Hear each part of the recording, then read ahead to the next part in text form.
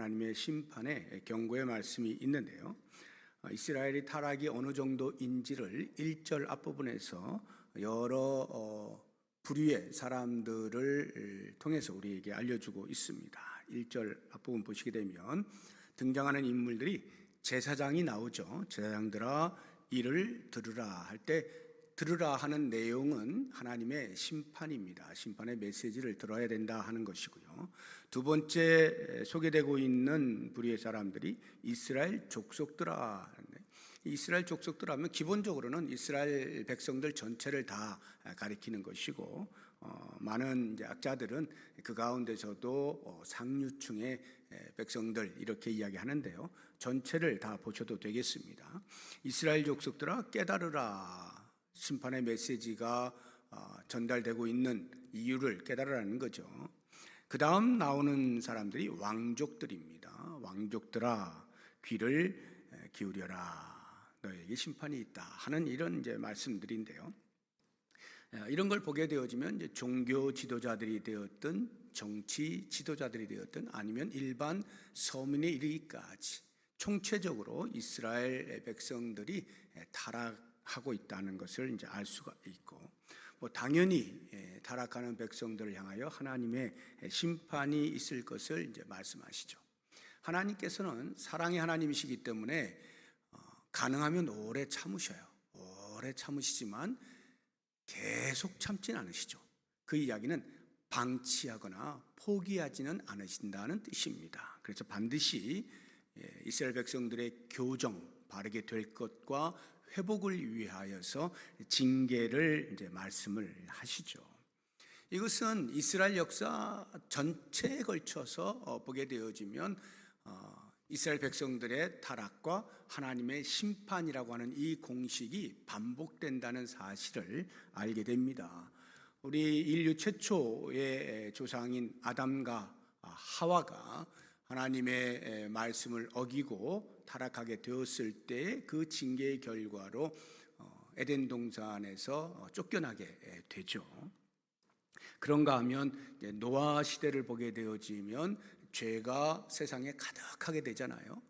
그래서 결국에는 하나님께서 물로 심판하시는 것을 우리가 역사를 통해서 보고 있고, 그 이후로 아브라함 시대를 보시게 되어지면 아브라함 시대에 그 롯이 정착했던 소돔 땅, 그 소돔성과 고모라 성이 음란으로 죄가 가득하죠. 그러니까 하나님께서 역시 보다 못하여서 심판하시고자 할 때 아브라함이 어떻게 해서든지 롯을 살리고자 하는 간절한 마음으로 혹시라도 거기에 의인이 있으면 어떡합니까를 50명을 시작을 해서 45명이면 어떨까요? 40명이면 어떨까요? 30명, 20명, 10명까지 이렇게 하나님과 마치 협상하듯이, 하나님께서는 계속해서 그래 10명만 있어도 내가 심판하지 않을게 라고 하지만 결국에는 그 의인 10명이 없죠. 그래서 하늘에서 불과 유황이 비같이 내렸다라고 해서 아예 소돔과 고모라 성이 없어져 버리죠. 이러한 것들을 보시게 되면 이제 타락과 심판의 공식은 인류 역사 어느 시대를 불문하고 계속해서 반복하여 내려온다는 사실을 알게 됩니다.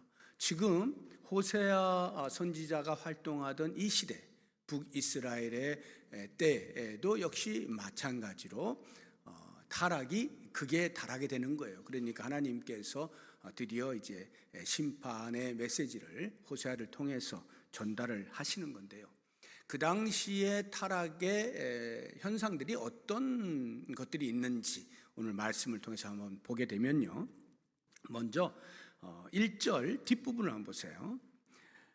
너희가 미스바에 대하여 올무가 되며 다볼 위에 친 그물이 됨이라, 이렇게 표현을 했는데, 여기 미스바와 다볼이라고 하는 지역이 소개가 되고 있습니다. 이건 전부 오늘날로 하자고 하면 신앙의 유적지들입니다. 그곳에서 하나님의 역사하심이 있었던 그러한 장소들에 올무가 되었다, 그물을 쳤다. 즉 거기가 신앙의 유적지에서 우상을 숭배하는 자리로 바뀌게 되어지면서 백성들이 전부 심판을 피할 수 없게 되었다 하는 이야기입니다. 이 미스바라고 하는 것은요, 그 사사 중에 마지막 사사로 불리는 사무엘이 그 말기 때에 이스라엘 백성들과 함께 종교 개혁을 일으키면서 그곳에서 백성들을 다스렸던 곳이 미스바입니다. 한번 그 미스바가 어떤 역사적 그 사건들을 가지고 있는지 사무엘상 7장 5절 이하를 보시면, 사무엘이 이르되 온 이스라엘은 미스바로 모이라. 내가 너희를 위하여 여호와께 기도하리라 하매 그들이 미스바에 모여 물을 길어 여호와 앞에 붓고 그날 종일 금식하고 거기에서 이르되 우리가 여호와께 범죄하였나이다 하니라. 사무엘이 미스바에서 이스라엘 자손을 다스리니라. 이스라엘 자손이 미스바에 모였다 함을 블레셋 사람들이 듣고 그들의 방백들이 이스라엘을 치러 올라온지라. 이스라엘 자손들이 듣고 블레셋 사람들을 두려워하여 이스라엘 자손이 사무엘에게 이르되 당신은 우리를 위하여 우리 하나님 여호와께 쉬지 말고 부르짖어 우리를 블레셋 사람들의 손에서 구원하시게 하소서 하니, 사무엘이 전 먹는 어린 양 하나를 가져다가 온전한 번제를 여호와께 드리고 이스라엘을 위하여 여호와께 부르짖으며 여호와께서 응답하셨더라. 사무엘이 번제를 드릴 때에 블레셋 사람이 이스라엘과 싸우려고 가까이 오매 그날에 여호와께서 블레셋 사람에게 큰 우레를 발하여 그들을 어지럽게 하시니 그들이 이스라엘 앞에 패한지라. 이스라엘 사람들이 미스바에서 나가서 블레셋 사람들을 추격하여 뱃갈 아래에 이르기까지 쳤더라. 사무엘이 돌을 취하여 미스바와 센 사이에 세워 이르되 여호와께서 여기까지 우리를 도우셨다 하고 그 이름을 에베네셀이라 하니라. 하나님께서 블레셋과의 전쟁에서 선두지휘하셔서 물리쳐 주시고 그것으로 인하여서 종교개혁이 일어나면서 사무엘이 그 미스바에서 이스라엘 백성들을 다스렸던 그러한 신앙의 유적지가 이 미스바였는데, 여기가 산당을 세워가지고 우상을 숭배하는 자리로 바꿔버리게 된 것입니다. 다볼이라고 하는 것도 역시 마찬가지로 신앙의 유적지입니다. 다볼이 어떤 것이었는지 우리 사사기 한번 보겠습니다. 4장 12절 이하인데요. 아비노함의 아들 바락이 사사 바락입니다. 다볼산에 오른 것을 사람들이 시스라에게 알리며, 이 시스라는 가나안 왕 야빈의 군대 장관입니다. 시스라가 모든 병거 곧 철병거 900대와 자기와 함께 있는 모든 백성을 하로셋 학고임에서부터 기손강으로 모은지라. 드보라가 바락에게 이르되 일어나라, 이는 여호와께서 시스라를 내 손에 넘겨주신 날이라. 여호와께서 너의 앞서 나가지 아니하시느냐 하는지라. 이에 바락이 10,000명을 거느리고 다볼산에서 내려가니 여호와께서 바락 앞에서 시스라와 그의 모든 병거와 그의 온 군대를 칼날로 혼란에 빠지게 하시매 시스라가 병거에서 내려 걸어서 도망한지라. 바락이 그의 병거들과 군대를 추격하여 하루셋 학고임에 이르니 시스라의 온 군대가 다 칼에 엎드러졌고 한 사람도 남은 자가 없었더라. 보시게 되면 가나안 왕과의 싸움에서 역시 하나님께서 전쟁에 승리하게 해주신 그러한 사건이 있었던 것이 이 다볼인 것입니다. 이러한 하나님을 기억할 수 있는 장소를 우상을 숭배하는 그러한 산당을 지어서 백성들로 하여금 우상 숭배에 빠지게 만들었으니 얼마나 극심한 타락입니까? 2절을 보시게 되면 생명경시풍조를 볼 수가 있는데, 패역자가 살육죄에 깊이 빠졌음에 내가 그들을 다 벌하노라. 그래서 여기에 이 패역자가 이제 살인을 했다라고 하는 것인데, 그냥 일반적인 그런 살인을 말하는 게 아니고요, 신앙을 빌미로 하여서 의인들을 죽이는 이러한 것을 말하는 거예요. 그러니까 얼마나 간악한 행위가 있었던 것을 알 수가 있는데, 근데 이제 흥미로운 것은요, 이 2절 이 패역자가 살육죄에 깊이 빠졌다 하는 요 표현이 이제 우리 한글로 보면 이제 전혀 다른 내용의 번역도 가능한데요. 히브리어로는 이제 히브리어가 이게 자음만 나와 있거든요. 그래서 모음을 어떻게 붙이느냐에 따라서 다른 단어가 되기도 하는데, 어떤 성경은 이렇게 번역을 해놓았어요. 예를 들어서 표준세 번역을 보게 되면 이 2절 앞부분을 반역자들이 살상에 깊이 빠져들었다 이렇게 번역을 해놓고 괄호를 해서 또는 너희는 시딤 땅에 깊이 파놓은 함정이다 이렇게 번역했어요. 전혀 한글로 보게 되면 앞에 있는 번역과 뒤에 있는 번역은 전혀 다른 번역이죠. 그런데 이 뒤에 있는 번역을 해놓은 성경들도 덜어 있어요. 우리 한글 성경에는 이런 표준세 번역이 이렇게 괄호로 표현을 해놓았다든지 공동 번역이라든지, 또는 영어 성경에는 New Revised Standard Bible이라고 하는 NRSV라고 하는 그런 성경, 이런 성경들이 이렇게 번역을 해 놓았습니다. 이게 왜 이제 중요하냐면요, 시딤 땅에 깊이 파놓은 함정이다라고 하는 말은 1절에 있는 말씀의 연장인 거예요. 시딤이라고 하는 장소를 언급하고 거기가 함정이 되었다는 것인데, 역시 마찬가지로 미스바라든지 다볼이라고 하는 곳이 그들에게 그물이 되었다, 올무가 되었다 하는 말과 일맥상통하는 표현인 거예요. 그래서 이 시딤이라고 하는 것이 어디냐면, 여호수아가 가나안 땅에 들어가기 직전에 이스라엘 백성들이 마지막으로 요단 동편에 모여 있던 곳이 이 시딤이에요. 여기에서 모압 여인들과 음행을 합니다. 그래서 하나님께서 징계를 내리시거든요. 연병을 내려가지고 24,000명이 죽습니다. 그 진행되어지는 과정 속에서 아론의 손자인 비느하스가 음행을 하고 있는 현장에 있는 남녀를 긴 창으로 찔러서 둘을 한꺼번에 죽입니다. 그렇게 되면서 하나님의 징계가 멈추어지게 되어지는 곳이 이 시딤이거든요. 그러니까 얼마나 엄청난 교훈이 담겨 있는 장소입니까, 시딤이. 그런 곳도 역시 마찬가지로 우상 숭배를 하는 이스라엘 백성들을 함정에 빠뜨리는 그러한 장소로 바뀌어졌다 이 말이죠. 그래서 이 1절과 연장선상에서 2절을 이해할 수도 있기 때문에 이 해석도 우리가 잘 볼 필요가 있는 것이죠. 그것을 이제 넘어서서 그 다음 이제 또 타락의 현상들을 우리가 이제 찾아보게 되어지면 4절을 보시게 되면, 그들의 행위가 그들로 자기 하나님에게 돌아가지 못하게 한다 라고 하는데, 이 그들의 행위라고 하는 것이 음란한 행위를 말하는 거예요. 그러니까 음란한 그들의 마음이 하나님께로 돌아가지 못하게 한다, 돌이키지 못하게 한다라고 하는 것입니다. 그러니까 하나님으로부터 멀어진 상태를 표현하고 있는 건데, 그들이 하나님을 섬기지 않는 게 아니에요. 하나님을 섬기고 있어요. 그럼에도 불구하고 오히려 여호와를 알지 못한다고 표현을 하고 있죠. 4절 뒷부분을 보세요. 이는 음란한 마음이 그 속에 있어 여호와를 알지 못하는 까닭이라, 이렇게 표현을 해놓고 있습니다. 두 마음을 품으면 이렇게 되는 거예요. 여러분, 가정 파탄이 날 때 말이죠, 남편과 아내가 있는데 남편이 됐든 아내가 됐든 바람을 피우게 되어지면요, 가정 생활을 하고 있으나 바람을 피우는 것으로 인하여서 정작 남편에 대하여 또는 아내에 대하여 마음이 완전히 닫히죠. 바람을 끌 수가 없는 거예요. 지금 이스라엘 백성들이 마치 그와 같은 거예요. 하나님을 섬긴다라고 하면서 우상을 같이 섬기고 있다 보니까 이 우상 숭배하는 것에 바람이 나버린 거예요. 그러니까 하나님을 섬긴다 하지만 정작 마음은 이미 닫혀져 있는 상태가 되어버린 것이죠. 이러한 일들은요, 오늘날 우리들의 신앙생활에도 얼마든지 찾아볼 수 있어요.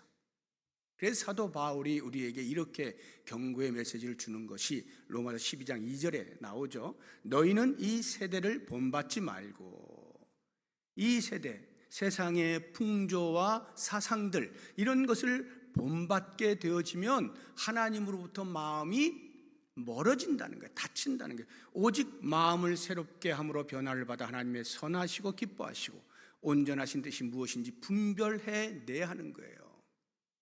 바람이 나면, 이 세상을 사랑하는 마음이 생겨버리면 하나님을 섬긴다 함이 아무것도 아닌 것이 되어버리는 거예요. 껍데기만 하나님을 섬기는 것이 되고 마음으로는 이미 하나님으로부터 멀어져 버린 그러한 상태가 되어지는 것이죠. 이스라엘 백성들이 지금 그러한 상태였던 것입니다. 또 하나 그들의 타락상을 보게 되어지면 5절에 나옵니다. 이스라엘의 교만이 그 얼굴에 드러났나니, 교만이 얼굴에 드러났다는 말은 교만함이 겉으로 표출되었다는 말인데, 그 당시 이스라엘 백성들의 교만이라고 하는 것은 다른 데 있지 아니하고요. 이제 이 호세아 선지자가 활동하던 때의 왕이 여로보암 2세인데요. 북이스라엘 19대, 전체가 19대 왕이 등극을 했는데 그 가운데서 이 여로보암 2세 때가 경제적으로 가장 부강한 때였습니다. 경제적으로 부강하니까 자연스럽게 군사력도 있었던 그런 때죠. 그러다 보니까 굳이 하나님 우리를 좀 도와주세요 라고 하는 말을 할 필요가 없는 상태인 거예요. 겸손한 사람이었다라고 한다면, 하나님을 잘 섬기는 거룩한 사람이었다고 한다면 그러한 상태에 있을 때 하나님 앞에 감사했겠죠. 하나님 고맙습니다. 우리나라를 이렇게 건강하게 세워주시고 지켜주셔서 감사합니다 라고 했을 텐데, 교만이 극치에 이르게 되어지니까 하나님이 안 보이는 거예요. 자기들이 잘나서 그렇게 된 줄로 아는 거예요. 그러다 보니까 그 교만한 마음이 타락하게 되는데 쾌락으로 흘러가게 되어지는 거죠. 마음대로 사는 겁니다. 얼마든지 우리는 그렇게 살아도 된다라는 생각을 하게 되어지면서 교만의 극치를 이르게 되는 이러한 타락상을 보이고 있던 때입니다. 저는 이런 이제 말씀들을 묵상해 보면서 이스라엘 백성들이 왜 이렇게 타락을 하였나 하는 마음도 있지만, 정작 그들에게 있어서 심각하게 우리가 봐야 할 진짜 문제, 그래서 우리로 하여금 우리는 무엇을 정말 신경 쓰고 교훈으로 삼아야 되느냐 하는 것을 찾는 데 있어서 진짜 문제가 되는 것 두 가지를 보게 되는데, 그 하나가 그들이 그렇게 타락하고 죄를 짓고 있는 그 상황 속에서도 하나님께서 설마 모르시겠지라는 생각을 하는 것, 이것이 정말 큰 문제인 거예요. 3절 한번 보세요. 에브라임은 이스라엘 민족을 말하는 겁니다. 내가 알고 이스라엘은 내게 숨기지 못하나니. 반복해서 말하고 있는 거예요. 내가 다 안다. 너희들 내 앞에서 숨길 수 있는 거 하나도 없다. 이 말씀을 하시는 거예요. 모든 것을 아시는 하나님, 우리는 그것을 전지라고 이야기하죠. 모든 것을 아시는, all knowing, 모든 것을 아시는 하나님이시다. 실제로 성경의 인물들 가운데에서 이렇게 하나님이 모든 것을 아시는 분임에도 불구하고 그 하나님에 대한 지식이 짧아서 내가 하나님 앞에서 숨을 수 있다, 또는 내가 하나님 몰래 무엇인가를 숨길 수 있다라고 착각을 하던 사람들이 왕왕 있었죠. 아담과 하와가 그 꼴 아닙니까? 우리 창세기 3장 8절 보세요. 그들이 그날 바람이 불 때 동산에 거니시는 여호와 하나님의 소리를 듣고 아담과 그의 아내가 여호와 하나님의 낯을 피하여 동산 나무 사이에 숨는 거예요. 마치 하나님이 찾지 못하실 거라는 생각을 하는 것처럼 말이죠. 그런가 하면 선지자 가운데 대표적으로 도망쳤던 요나 선지자 있잖아요. 요나서 1장 3절 보면, 그러나 요나가 여호와의 얼굴을 피하려고 일어나 다시스로 도망하려 하여. 도망가면 하나님이 못 찾으실 것이라는 생각을 했던 것 같아요. 가나안 땅을 들어가자마자 여리고성을 만나서 점령할 때 하나님께서 모든 것을 다 진멸하고 다 여호와께 바치라고 말씀하시잖아요. 그런데 그 가운데서 한 명, 아간이 설마 하고는 자기가 원하는 것 몇 가지를 훔치죠. 그리고는 숨겨두지 않습니까? 그 일로 인하여서 아이성에서 실패하게 되어지고 결국은 아간과 그 가족들이 다 색출이 되어져서 죽잖아요. 여호수아 7장 21절을 보면, 내가 노력한 물건 중에 시날산의 아름다운 외투 한 벌과 은 200세겔과 그 무게가 50세겔 되는 금덩이 하나를 보고 탐내어 가졌나이다. 보소서, 이제 그 물건들을 내 장막 가운데 땅속에 감추었는데 은은 그 밑에 있나이다 하니라. 장막 속에 땅을 파가지고 거기다 묻어두면 아무도 모를 것이다, 하나님도 모르실 것이다, 이런 착각을 한 것이죠. 신약 시대에도 이와 유사한 사람이 있었죠. 아나니아와 삽비라가 그 경우이죠. 우리 사도행전 5장 1절 2절 보면, 아나니아라 하는 사람이 그의 아내 삽비라와 더불어 소유를 팔아 그 값에서 얼마를 감춤해 그 아내도 알더라. 얼마만 가져다가 사도들의 발 앞에 두니 나머지 얼마는 숨겨두었다, 이 말이에요. 설마 뭐 아시겠어? 라고 하면서. 하나님은 모든 것을 아시는 분이에요. 그래서요, 마지막 최후 심판의 날이 되어지면요, 우리는 그 앞에서 숨길 수 있는 게 단 하나도 없어요. 히브리 기자의 고백을 보세요. 히브리서 4장 13절에 보면, 히브리서 4장 13절, 지으신 것이 하나도 그 앞에 나타나지 않음이 없고 우리의 결산을 받으실 이의 눈앞에 만물이 벌거벗은 것 같이 드러나느니라. 최후 심판의 때가 되어지면요, 만물은 우리 모든 인간들의 행사가 다 포함이 되는 거예요. 마치 벌거벗은 것 같이 싹 다 드러나게 된다, 이렇게 이야기를 하는 것입니다. 그래서 사도 바울이 말하는 거예요. 마지막 날 되면 행한 대로 상벌을 받게 될 거야 라고 말하고 있죠. 고린도후서 5장 10절인데요. 이는 우리가 다 반드시 그리스도의 심판대 앞에 나타나게 되어 각각 선악간에 그 몸으로 행한 것을 따라 받으려 합니다. 다 드러나니까요. 다 드러나니까 행한 대로 하나도 빠짐없이 상벌이 주어지게 될 것이다 말씀을 하고 있는 거예요. 이런 걸 보면 우리 하나님의 그 전능하심에 대하여, 전지하심에 대하여 우리가 놓쳐서는 안 돼요. 하나님 모든 것을 아시는 분이다. 그래서 다윗은 그 하나님의 전지하심에 대해서 너무나 구체적으로 그의 시 속에 쭉 이렇게 소개를 해놓고 있는데, 우리 시편 139편을 한번 보게 되면요, 1절 이하부터 보겠습니다. 여호와여, 주께서 나를 살펴보셨으므로 나를 아시나이다. 주께서 내가 앉고 일어섬을 아시고 멀리서도 나의 생각을 밝히 아시오며 나의 모든 길과 내가 눕는 것을 살펴보셨으므로 나의 모든 행위를 익히 아시오니 여호와여, 내 혀의 말을 알지 못하시는 것이 하나도 없으시니이다. 주께서 나의 앞뒤를 둘러싸시고 내게 안수하셨나이다. 이 지식이 내게 너무 기이하니, 모든 것을 아시는 하나님의 그 지식이 너무 기이하니 높아서 내가 능히 미치지 못하나이다. 내가 주의 영을 떠나 어디로 가며 주의 앞에서 어디로 피하리이까? 내가 하늘에 올라갈지라도 거기 계시며 수월에 내 자리를 펼지라도 거기 계시니이다. 내가 새벽 날개를 치며 바다 끝에 가서 거주할지라도 거기서도 주의 손이 나를 인도하시며 주의 오른손이 나를 붙드시리이다.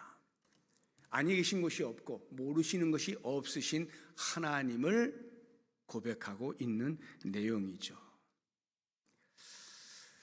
우리는 이와 같은 하나님의 전지하심을 따라서 마지막 최후의 심판에 나의 행위들을 고하고 그에 따른 상벌을 받게 되어질 것을 생각하면 함부로 살 수 없다는 것을 알 수가 있어요. 비단 이와 같은 하나님의 전지하심이 마지막 최후 심판의 때에만 우리에게 작용되는 것은 아니죠. 그 이야기는 곧 우리의 일상의 삶, 지금 살아가고 있는 순간순간이 전부 하나님 앞에 다 노출되어져 있다. 하나님이 보지 않으시는 것이 없다. 이 사실을 우리로 하여금 깊이 각인하게 해주는 말씀 아닙니까? 마지막 날 이렇게 샅샅이 다 드러나게 될 것이라고 한다면 하물며 지금 내가 살아가는 삶의 한 시간 한 시간 하루하루의 그 모든 모습들이 하나님 앞에 드러나지 않을 것이 당연히 없겠죠. 그래서 우리는 순간순간을 진실하게 살아가야 돼요. 이러한 삶을 가리켜서 신전의식이라고 표현을 합니다. 코람데오라고 하죠. 라틴어로 코람데오, 하나님 앞에서라는 뜻이에요. 하나님 앞에서, 신전, 하나님 앞에서의 의식을 가지고 순간순간을 살아가야 한다 하는 말이에요. 두 번째로 이스라엘 백성들이 가지고 있었던 진짜 문제는 주님께로, 여호와께로 돌아가지 않는 것입니다. 여호와께로 돌아가지 않아요. 두 가지 차원에서 돌아가지 않는데, 하나는 죄를 지었을 때 돌아가지 않는 거예요. 여전히 완악한 마음을 고집스럽게 움켜쥐고 죄를 짓고 있음에도 불구하고 돌아가지 않는 거예요. 4절을 한번 보세요. 그들의 행위가 그들로 자기 하나님에게 돌아가지 못하게 하나니 하는 거예요. 여러분, 죄를 짓는 것 자체가 심각한 문제인데, 그보다 더 심각한 문제는 죄를 짓고도 돌아가지 아니하고 완악한 마음을 고집스럽게 움켜쥐고 그 자리를 떠나지 않는 것이죠. 저는 이것을 영적 나병에 걸렸다 이렇게 표현을 하고 싶어요. 나병, 문둥병 아시죠? 이 문둥병의 치명적인 약점은요, 고통을 느끼지 못한다는 거예요. 어디가 이렇게 상처가 나도 아프지가 않아요. 고통을 느끼지 못해요. 그러니까 치료를 하지 않는 겁니다. 그냥 놔두는 거예요. 고통이 없으니까요. 이 고통이 없는 고통, 경험하지 않은 사람은 모르는 거예요. 그래서 그냥 다 썩어 들어가도록 그냥 죽어버리는 게 나병이거든요. 우리가 영적 나병에 걸려 있게 되어지면요, 죄를 지어도 죄에 대하여 무감각해지는 거예요.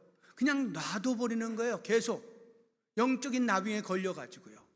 그러면 결국에는 그 영혼이 완전히 다 썩어서 죽어버리게 되는 거예요. 고통을 느껴야 치료를 하는 거 아니겠어요? 우리가 죄를 지었을 때 이 죄가 나를 얼마나 큰 상처를 입히느냐라고 하는 것을 느껴야 계속 이렇게 있다가 난 죽겠구나 하고 돌아갈 거 아니에요. 그래서 우리가 이 영적 나병에 걸리지 않도록 주의해야 되고요. 만약에 내가 죄를 지었을 때 죄에 대한 감각이 살아있다, 내가 지금 죄를 지었구나 하고 자책을 한다 하는 것은 아직 살아갈 수 있는 기회가 주어져 있는 거예요. 다시금 여호와께로 돌아가면 여호와께서 그 모든 죄를 사해 주시는 은혜를 베푸시기 때문에 내가 죄를 지었구나 해서 죄책이 느껴지는 순간에 그걸 놔두면 안 되고요. 빨리 여호와께로 돌아가야 되는 거예요. 여호와 하나님을 찾아야 되는 거예요. 그러면 살 수 있는 것입니다. 지금 현재 나의 상태는 어떠한지 스스로 한번 돌아보십시오. 나는 지금 죄를 지어도 영적으로 감각이 있는지 아니면 무감각한지. 무감각하다라고 만약에 가정을 한다면, 죄를 지어도 무감각해졌다라고 하면 아마 이런 경우는 특단의 조치가 필요할 거예요. 스스로 안 되니까요. 강제로 누군가가 통째로 잘라내든지 해야 될 거예요. 이런 어떤 강제적인 집행이 필요할 것 같고요. 조금이라도 감각이 남아 있어서 죄를 지었다라고 하는 생각이 드는 순간에는 그 사람은 내가 살기 위하여서는 이것을 십자가로 가지고 나가서 다 묻어버려야 된다. 여호와를 찾아야 된다. 이렇게 해서 다시 살아나야 하는 것이죠. 주님께로 돌아가지 않는 이제 두 번째 차원은 도움이 필요할 때, 나에게 도움이 필요한데 주님을 찾지 아니하고 엉뚱한 곳을 찾아가는 이런 경우가 있을 수 있는, 이스라엘 백성들이 지금 그러한 모습을 보여주고 있거든요. 13절을 한번 보시기 바랍니다. 13절 보시면 에브라임이 자기의 병을 깨달으며 유다가 자기의 상처를 깨달았고 할 때, 이 병과 상처라고 하는 것은 육체적인 그 질병을 말하는 게 아니겠죠. 당연히 민족의 지금 병과 상처, 이것은 이 민족의 존속과 관련되어진 위기 상황이다, 이런 말이겠죠. 정치, 경제적으로 누군가의 도움이 필요한 상태, 그 상태에서 어떻게 하느냐. 하나님이 다스리시는 하나님의 백성들, 하나님의 민족이라고 하면 당연히 하나님 살려주세요 하고 하나님께로 나아가서 부르짖어야 되죠.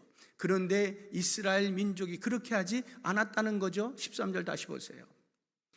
에브라임은 아수르로 가서 야레방에게 사람을 보냅니다. 아수르, 당대의 강대국이었던 아수르, 저 아수르라면 우리를 도와줄 수 있을 거야, 우리를 살려줄 거야, 우리에게 원조를 해줄 거야 라고 하는 생각으로 찾아가는 거예요. 이런 것을 보게 되어지면 마치 내가 이 질병에 걸렸어요. 그러면은 병원을 찾아가야 되잖아요. 그런데 무당을 찾아가는 것과 같은 거예요. 설마 무당이 나를 살려주겠지? 이 질병으로부터 나을 수 있는 어떤 처방을 해줄 수 있겠지 하고 무당을 찾아가는 것과 마찬가지다 이 말이에요. 질병에 걸렸으면 병원을 찾아가야 하는 것처럼 하나님의 백성들이 도움이 필요하다라고 하면 도우시는 이 여호와 하나님께로 나아가야 되죠. 그리고는 하나님께 부르짖을 수 있어야 되는데 엉뚱한 데를 찾아가서 우상에게 절을 하면서 살려달라고 한다거나 주변의 강대국을 찾아간다거나 하면 하나님께서 어찌 심판의 매를 대지 아니하실 수가 있겠느냐 하는 것입니다. 우리의 도움은요 오직 여호와 하나님께만 있잖아요. 그래서 이 시편에 보면 시인이 고백하는 그 여호와의 도우심에 대한 이야기가 얼마나 많이 나오는지 몰라요. 대표적으로 한 군데만 찾아보면 시편 121편에 내가 산을 향하여 눈을 들리라. 나의 도움이 어디서 올까? 나의 도움은 천지를 지으신 여호와에게서로다. 전능하신 여호와 하나님만이 나의 도움이 되신다. 이렇게 고백을 하고 있는 거예요. 우리 하나님은요 당신의 백성들을 향하여 말할 수 없는 자비와 긍휼을 보여주시는 하나님이셔요. 그렇기 때문에 그 자녀가 무엇인가 도움이 필요하다라고 하여 부르짖을 때에 절대로 외면하시는 분이 아니에요. 그것을 다 들어주실 수 있는 능력 또한 가지고 계신 분이에요. 그러므로 우리는 도움이 필요할 때 다른 어디가 아닌 여호와 앞에 나아가는 거예요. 눈을 들어 여호와를 바라보는 거예요. 나의 도움이 여호와께로부터 온다 하는 이러한 경험을 하게 될 때까지 계속 여호와를 의지하고 찾는 거죠. 이런 삶을 살게 되어진다면 우리는 하나님의 징계로부터 벗어날 수가 있죠. 하나님의 심판의 메시지를 더 이상 듣지 않아도 되죠. 여호와만 의지하는 그러한 삶. 오늘 우리는 이스라엘 백성들이 보여주었던 타락의 현상들과 그들이 정말로 직면하고 있었던 문제들을 살펴보면서 우리의 삶으로 지금 적용을 해보았는데 이 말씀들을 생각하면서 나는 과연 하나님으로부터 심판의 메시지를 듣지 않아도 되는 상태인가? 우리 가정은, 우리 교회는, 이 땅은 하나님의 심판의 메시지로부터 면제를 받고 있는가 하는 것들을 잘 살펴서 과연 하나님께서 우리들을 사랑하시는 사랑의 정도에 맞게 나도 하나님 사랑합니다 하면서 하나님의 손길을 의지하면서 적극적으로 하나님 앞에 나아가게 되어지면 하나님 영원토록 우리와 동행하시면서 베푸시는 은혜들로 풍성한 삶을 누릴 수가 있게 될 것입니다. 이제 제가 몇 가지 기도 제목을 드리고 같이 기도할 텐데 우리 보혈을 지나라고 하는 이 찬송 같이 부르고 같이 기도하는 시간을 갖도록 하겠습니다. 보혈을 지나. 여기 보혈을 지난다라고 하는 말은요 그냥 보혈이 여기 있는데 그걸 지난다는 게 아니라 보혈을 통하여라는 말이에요. Through the blood of Jesus Christ. 보혈을 통하여 예수 그리스도를 통해서 하나님 앞으로 나아갈 수 있다 이 말이거든요. 그러니까 이러한 고백을 가지고 하나님 앞에 나아가는 심정으로 같이 찬양하겠습니다.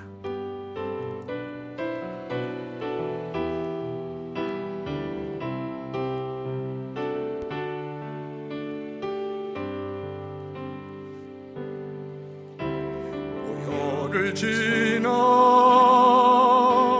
하나님 품으로 보혈을 지나 아버지 품으로 보혈을 지나 하나님 품으로 한 걸음씩 나가네. 보혈을 지나 보혈을 지나 하나님 품으로 보혈을 지나 아버지 품으로 보혈을 지나 하나님 품으로 한 걸음씩 나가네.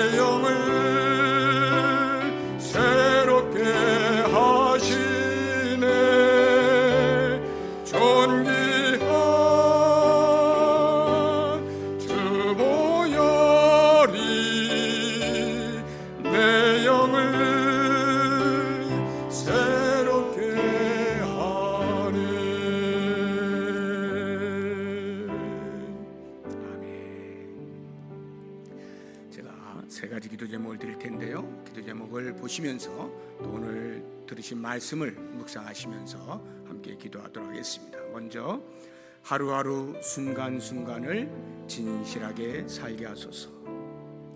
신전의식을 가지고 하나님 앞에서 부끄럽지 않은 삶을 살게 하소서 기도하시고, 두 번째로 죄에 민감하게 하소서. 속히 회개하고 돌아서게 하소서. 은혜의 십자가 아래 나아가 죄로부터의 승리를 선포하며 살게 하소서 기도해 주시고, 마지막 세 번째로 우리의 시선이 믿음의 주여 또 온전하게 하시는 예수님만 바라보게 하소서. 주님만이 우리의 도움이심을 알고 주님의 손을 꼭 붙잡고 살아가게 하소서.